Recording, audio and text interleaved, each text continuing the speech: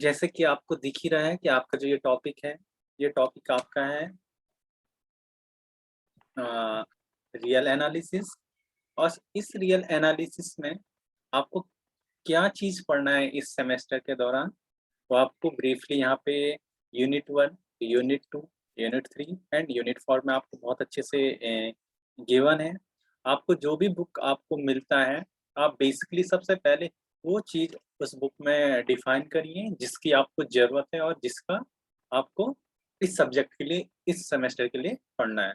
तो बेसिकली पहले चैप्टर में आपको दिख ही रहा है, पहला यूनिट जो है the Riemannian Stieltjes integral, definition and existence of Riemann Stieltjes integral, property of integrals, integration and differentiation, fundamental theorems of calculus, integration of vector valued function। तो आपको जो इसके अंदर टॉपिक दिख रहे होंगे, तो इसके लिए बेसिकली मैं आपको कंसीडर करूंगा कि इस यूनिट के लिए आपको जो बीएससी फर्स्ट सेम में आपने वेक्टर कैलकुलस की बुक पढ़ी है, बेसिकली उसमें आपको डबल इंटीग्रल और इंटीग्रल से रिलेटेड जो भी फॉर्मूलाज हैं वो आपको अच्छे से आने चाहिए। यहाँ पे जो बेसिकली आपको इंटीग्रल करवाया जाएगा, उस टाइप के फंक्शन होंगे, integration of greatest integer function और integration of mod x minus integer function into d x. तो इस टाइप के फंक्शन का जब आपको इंटीग्रेशन करना है, तो बेसिकली आपको कैलकुलस की जो भी इजी चीजें हैं वो आपको अच्छे से आनी चाहिए, यानी बेसिक चीजें जो भी है। सेकंड, आपको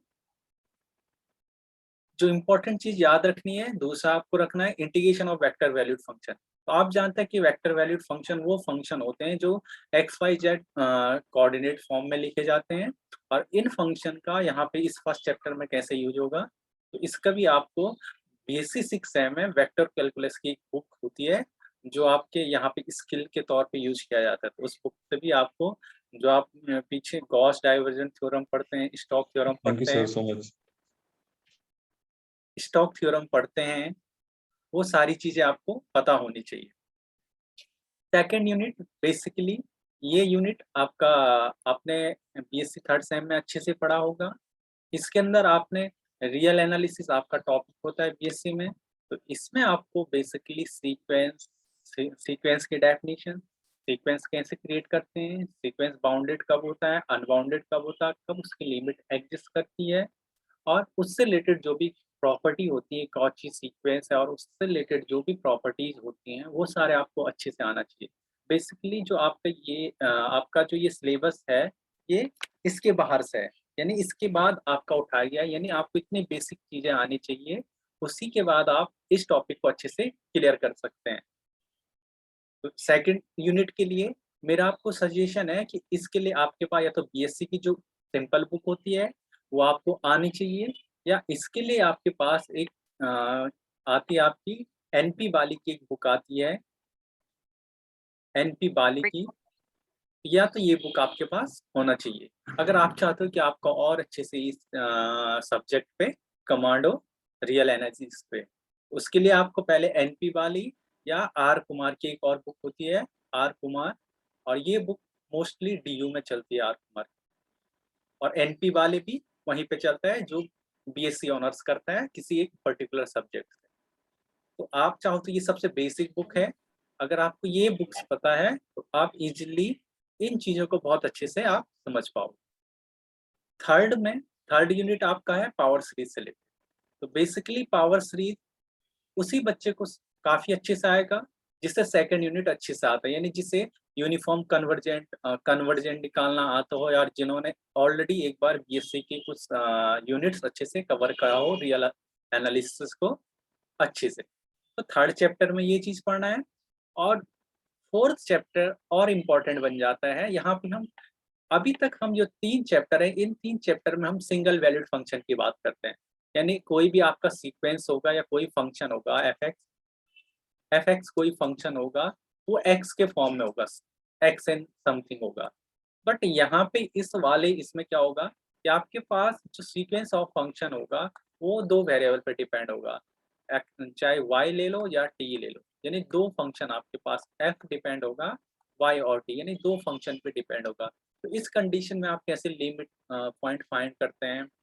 आपने कॉम्प्लेक्स में भी पढ़ा होगा कि अगर आपके पास जानते हैं कि कोई भी complex number x plus iota y form में बनता है, तो यानी यहाँ पे भी आप देख पा रहे होंगे कि x, y 2 इंडिपेंडेंट वेरिएबल है।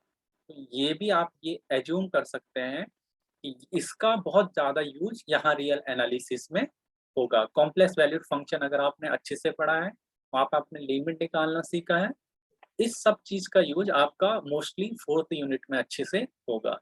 तो 4th यूनिट के लिए आपको जो पोर्शन कॉम्प्लेक्स एनालिसिस में आप लिमिट निकालते हैं, वहाँ पे कन्वर्जेंट चेक करते हैं, तो ये आपका 4th चैप्टर आप वहाँ से क्लियर कर सकते हैं, जिसको और अच्छे से पढ़ना है। अगर जिसे सिर्फ पास होने के लिए पढ़ना है, तो वो सिर्फ इसे अच्छे से यहीं पे समझ सकता है, जो आपके अकॉर्डिंग सिलेबस है, बस उसे आप अपने तरीके से जैसे भी आप हैंडल करते हैं, वैसे कर सकते हैं। अब इसके कुछ रेफरेंसेस देखें हैं, टेक्स्ट बुक देखें हैं, तो बेसिकली ये फर्स्ट टेक्स्ट बुक आपको मोस्टली हमारे डिपार्टमेंट में मिल जाएगा अगर आप यहाँ पे आते हो। तो मैथमेटिकल एनालिसिस है, एस.ए. मलिक एंड सविता अरोड़ा, ये आप जानते हैं, और ये बुक आपको अवेलेबल भी हो जाएगी अगर आप यूनिवर्सिटी में आते हैं, तो डिपार्टमेंट में ये आपको मिल जाएगा। सेकंड बुक है मैथमेटिकल एनालिसिस, और ये है टी.एम. अपोस्टल, और ये बुक काफ़ी हाई लेवल की है, बट ये उन लोगों के लिए हाई लेवल की बुक है जिन्होंने अभी तक रियल एनालिसिस नहीं पढ़ा है। बट अगर कोई बच्चा ऑलरेडी अच्छे से रियल एनालिसिस पढ़ चुका है, तो उसके लिए ये बुकें बहुत आसान है। वैसे ही थर्ड बुक भी वही बच्चा अपने लिए कंसिडर करें जिसकी बेसिक थोड़ा बहुत अच्छी है, तो वो इन बुकों को ईज़िली समझ पाएगा। इनके अंदर मोस्टली जो भी चीज़ें हैं वो काफ़ी शॉर्ट फॉर्म में होते हैं, बट बहुत ही एग्ज़ैक्ट रिज़ल्ट होते हैं। ऐसे रिज़ल्ट होते हैं कि जिनका यूज़ मैक्सिमम क्वेश्चनों में आप विदिन अ सेकंड यूज़ कर सकते हैं। ऐसे इनके अंदर स्टेटमेंट होते हैं।